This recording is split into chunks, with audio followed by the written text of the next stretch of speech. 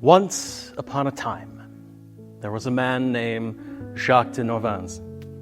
He was Napoleon's chief of police in Rome, and holding such a lofty position afforded him to have his portrait painted around about 1811 by the famous French painter Ingres. Now, after the portrait was painted, Napoleon fell from power, and all of a sudden Norvins wanted to find himself having much less connection to Napoleon after his fall. After all, he still held his position with the police in Rome.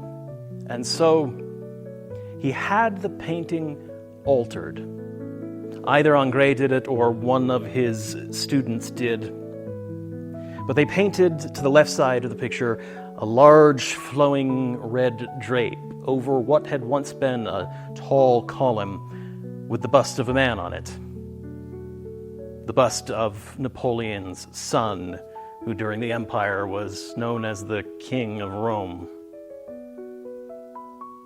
Now, if you look closely enough at the painting, the column and the bust are still somewhat visible beneath the red paint of the drape.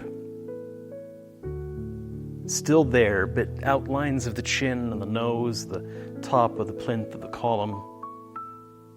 Norvins tried to wash over the story of who he had once been connected with, but he couldn't make it go away entirely.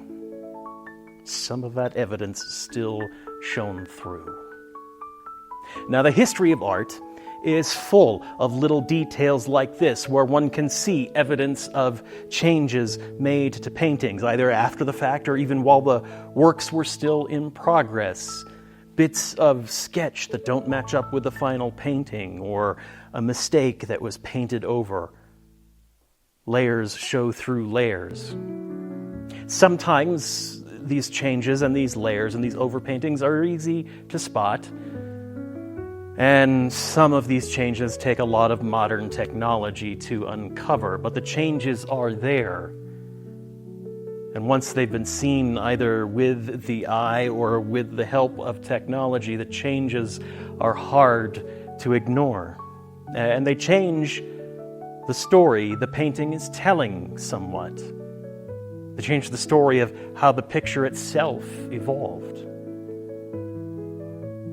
And there's a similar phenomenon in the history of the written word as well. Archaeologists and historians will refer to the palimpsest, a word that comes from the Latin through the Greek, meaning to scrape over.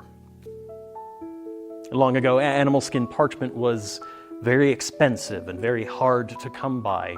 And so when scribes needed a new piece to write on, they would pick